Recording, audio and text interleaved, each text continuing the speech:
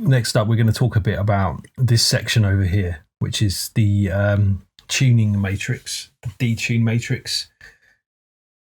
A large percentage of the really interesting sounds that you can coax out of the YM are based around sort of detuning, usually detuning the square wave and a timer based wave. So that's where you can really start to get some like really interesting stuff. So Gwem came up with this idea of this kind of matrix for Maximizer, and basically I've completely ripped it off because it's really, really good. Essentially, you've got a load of modulation sources on the left-hand side here, and they're all to do with tuning pitch in one way or another. So you've got an ARP sequence that can be which is down here, that can be a source of modulation. Fixed frequency, which is over here, which can be a source of modulation. Detune value, that can be a source of modulation. Slides, so essentially tracker command effects actually in your in your track itself. Like slide ups and downs and so on, this kind of thing, right? So they're all modulation sources. So they're all the way down here, right? And that analog and also frequency mods, that is the really fun one. Okay, so the idea here is that you've got your pitch or detune or pitch modulation source here, and you can choose whether or not to apply it to the square, the buzzer, or the timer waveform, or all three, as in that case, or one of the above. So essentially, you can have quite complex instruments where you're applying, for example, an arpeggio to the square wave, and you're applying a fixed frequency to the timer waveform, and also some frequency to modulation to that timer waveform. And just to make it even more crazy, you're only applying tracker codes, portamento, and stuff like that to the square. So that's the principle. Let me show you how it kind of works in reality. So arpeggios, so I'll just demonstrate that really quickly. So you may remember from TTRAK, there's a sequence of data that's specifically for arpeggios, which is this sequence down here. And this is this hex editor that I've touched on the groove page in the front. So you can click to set a cursor down, left, right, up and down to move the values, yeah? So basically the way our arpeggio sequence works is the first cell here is got an SP, which stands for speed. So the first cell is the speed of the arpeggio. Low numbers are really fast, higher numbers are slower. So it's kind of like the number of ticks between each arpeggio step. So for your classical arpeggio, you probably need quite a high number here at 200 hertz. But I'll demonstrate the difference. But for now, let's just put 10 in. And then these next steps, there's 15 of. These are semitone offsets from the root note that you play on the keyboard. So we'll make the first step 0, and then we'll just do like a fairly arbitrary arpeggio, like that, for example. And then the final step, when you finish your arpeggio sequence, you want to put an F character. Basically, F tells the tracker that it's the end of the sequence. And then the nibble that's after F is basically the cell that the arpeggio should jump back to. So in this instance, you get an F command saying this is the end of the sequence, and then the 0 says go right back to the start, to cell 0. But you could easily put it in this instance to cell 2, in which case the arpeggio would play once and then it would just hang on that last note.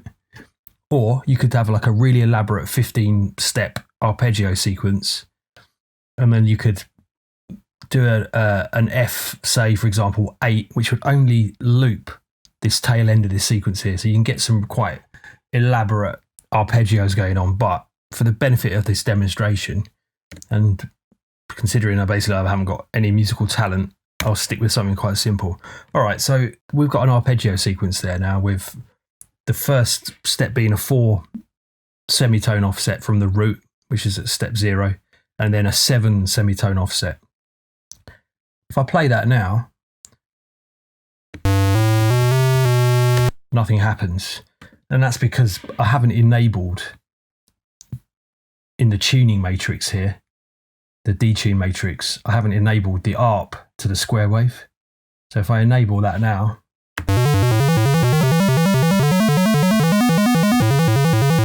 it works. So that's the notion of this tuning matrix. If I just sort of make it slightly more complicated and add a timer step and a timer value of 1 SID, then we're going to apply a SID effect to this sound. So how's that going to sound here? So as you can see, because we're only applying the detune to the square, the timer waveform is just tracking the normal keyboard notes that you're playing. So if I want the timer waveform also to follow the SID, then I'll route it like that.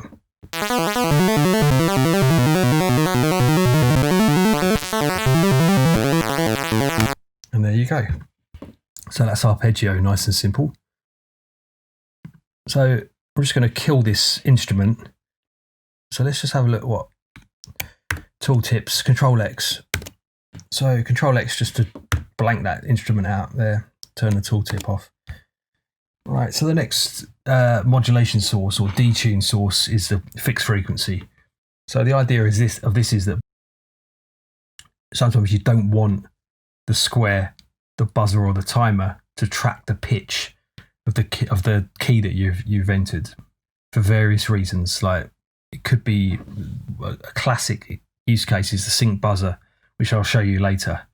It's also really handy for like untuned instruments, like drum sounds that you don't necessarily want to tune up and down a keyboard. You just want them to be a fixed sound no matter what you press. So essentially the way it works is if you engage in the detune matrix a fixed frequency to say the square, then it's going to lock that square to whatever value is set here on the left hand side in this fixed frequency hex data field. And that value, if I drop a cursor here in the middle, the top 2 nibbles here represent semitone values, starting of number 1, which you can see here represents C0. And as I go up, it goes through the notes. So you've got a nice visual indicator of what pitch you'd actually be creating with your fixed frequency, right? So the lowest frequency you'll get is essentially C0. Okay, this nibble on the right here is 16 sub-semitone steps. So there's 16 of these, and then you're on to the next semitone. Yeah. So basically you can do more detailed detuning on that fixed frequency. If you don't want it to be on a dedicated, specific semitone, you can go a bit flat or sharp. So if I play this now, because I've engaged this fixed frequency to the square wave, and the fixed frequency value is 1, which is C0, it should play just a C0 no matter what key I play. So let's see if that's the case.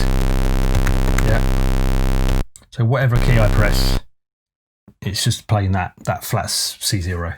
Now, why you need that will become apparent when you start doing more advanced instrument design. But it comes in handy, like I say, for all sorts of drum sounds and sync buzzer. Also, all sorts of modulation effects when you like track, for example, track the pitch on the timer, but you lock it off on the square or vice versa. So that's what fixed frequency is. Detune, very similar to fixed frequency. It's just an offset from the note that you play on the keyboard. So it's another layer of a value that you can apply detuning to. So you can apply a fixed frequency to the square and a timer on a SID, for example, if you wanted to, and you could just apply detune to the timer waveform, and then you can dial in a bit of detune. Yeah. Now, classic use case of the old detune is to make your SID sound a bit fatter. So if I just quickly dial up just a simple SID, and if I apply a bit of detune, and it's basically a signed value, you can do positive and negative values. I'll just put a bit of force. So here's without a detune.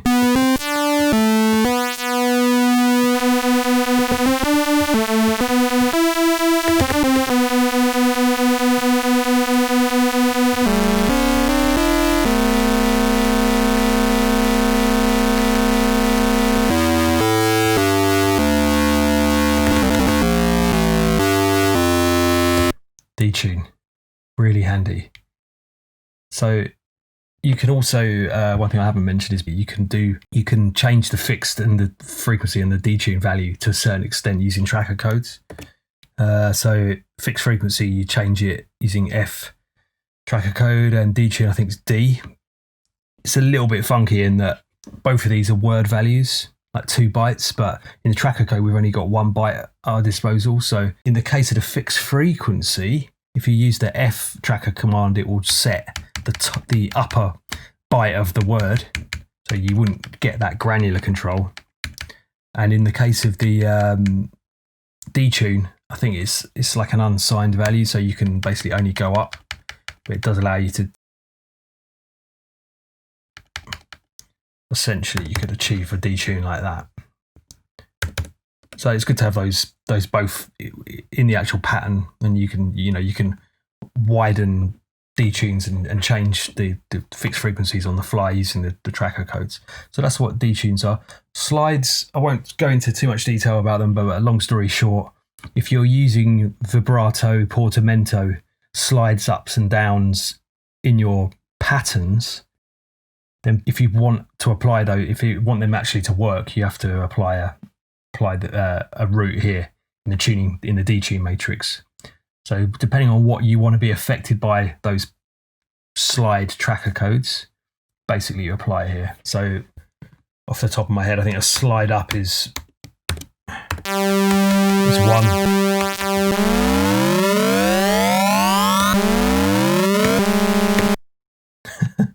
Okay, so the reason why that got so freaky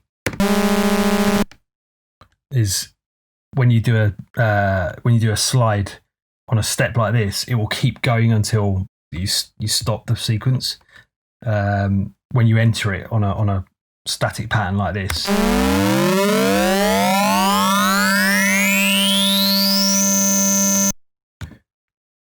but actually when you play it in a sequence, it will only do the slide for the duration of the step.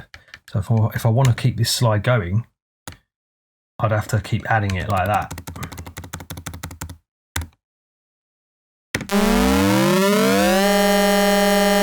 Yeah. The reason why the slide's only happening on the square and is you're getting that wider detune effect. So if I did something massive like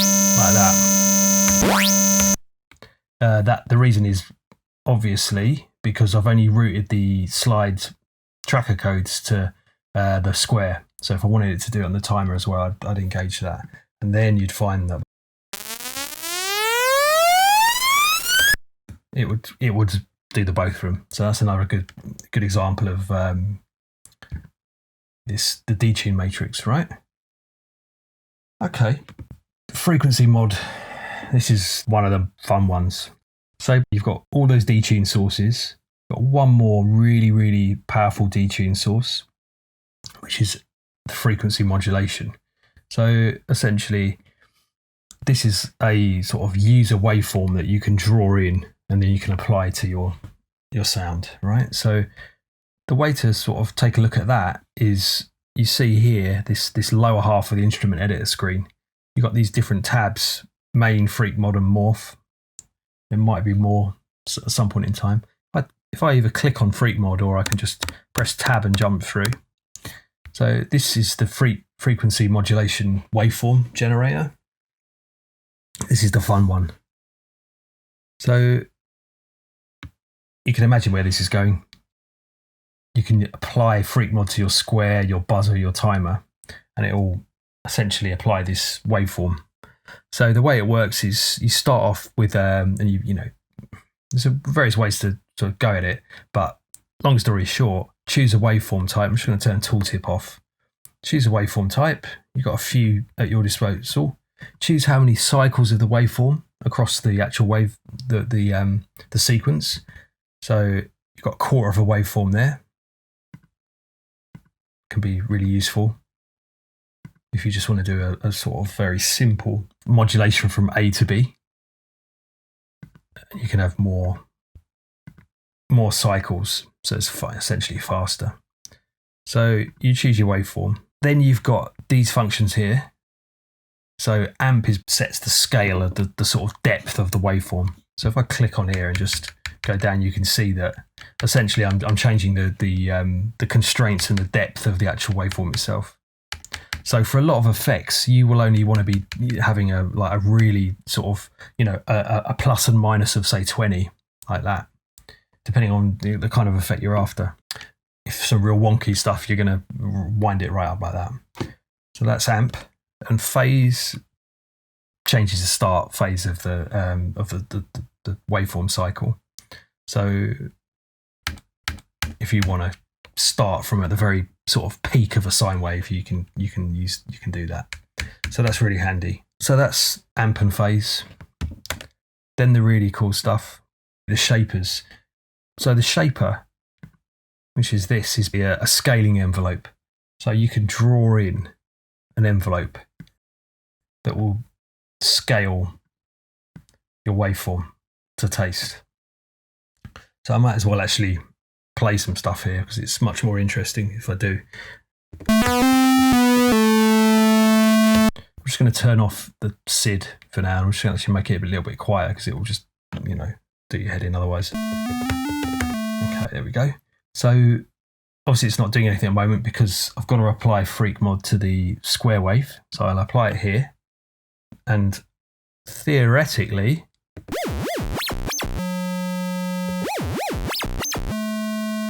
you can hear that it goes all the way through that waveform and ends here.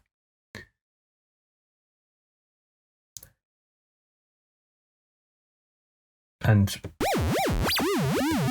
you can adjust the taste.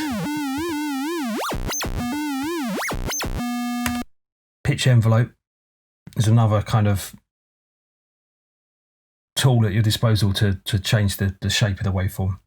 So rather than scaling, what this does is allow you to kind of literally move the waveform up and down. So once you've defined your waveform using the shaper, you can go to pitch envelope and you can literally drag it around a little bit with this.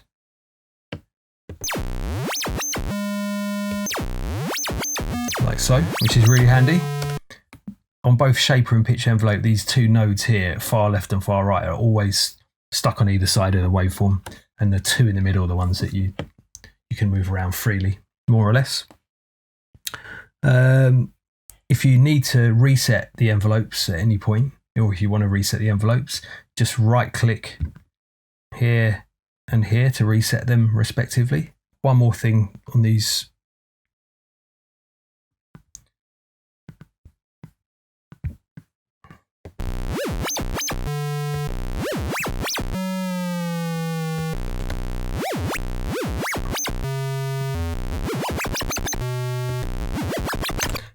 So the other thing, one more thing to show you is the loop functionality. So if you turn loop on, then it will do as what you expect it to do, which is sort of loop all the way back, round and round this waveform. But what you can actually do is adjusting this bar along the bottom here. If I left click, I can set the loop start point. And if I right click, I can set the loop end point. So actually you can do all sorts of stuff. So I can just loop this tiny little section here, for example. Or I can take it right up the top there.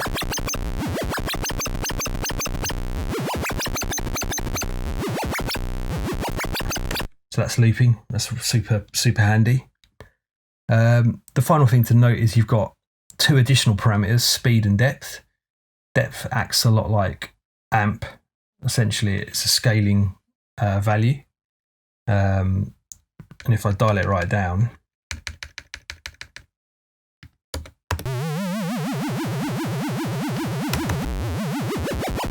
hear it changing. It doesn't actually affect it on the screen, unlike amp. But why depth's cool is that you can adjust that value in your tracker using tracker code 8. So that's super handy. So if you use amp to dial in the kind of the confines of your sound, then you can use 0 to FF on tracker code 8 within the mod itself, and you can modulate across in real time in your song. So that's really, really handy. Likewise, speed is another thing you can change in the patterns editor itself. Tracker code 7, and essentially speed is a little bit like changing these up. It will go quicker through the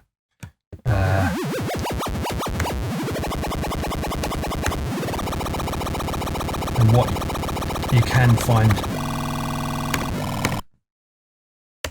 you do find that you start getting some crazy FM kind of sounds when you have really high speed values. So that's frequency modulation, and that's really, really powerful. And that, to be honest, this is where all the fun lies. And if you can do stuff like, if you find that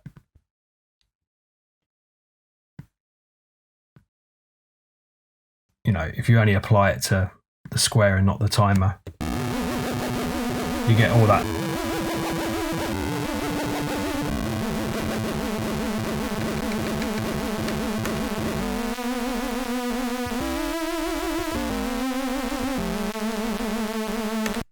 Loads of fun to be had there.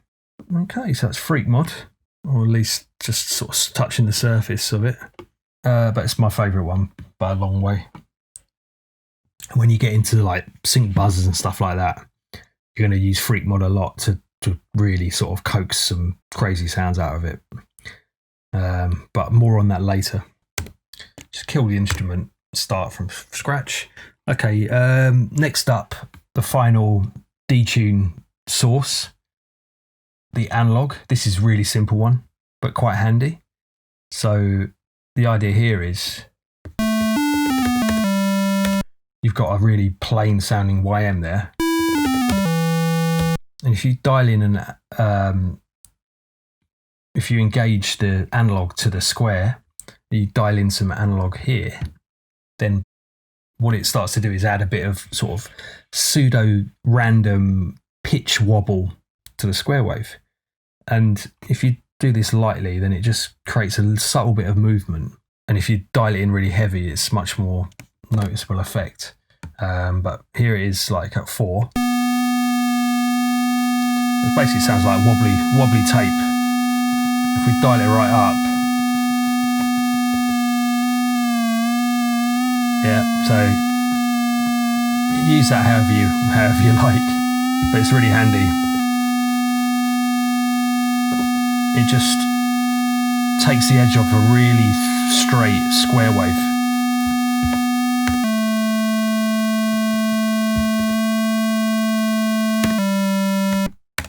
Yeah, so that's analog. That's really handy. I mean, also going back to the old SID thing, if you create a SID and you only apply a bit of analog to the square, for example, like that, then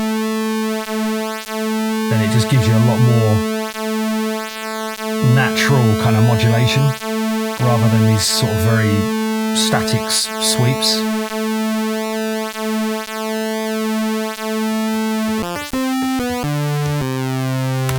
Yeah, so that's analog. And that's the Detune Matrix.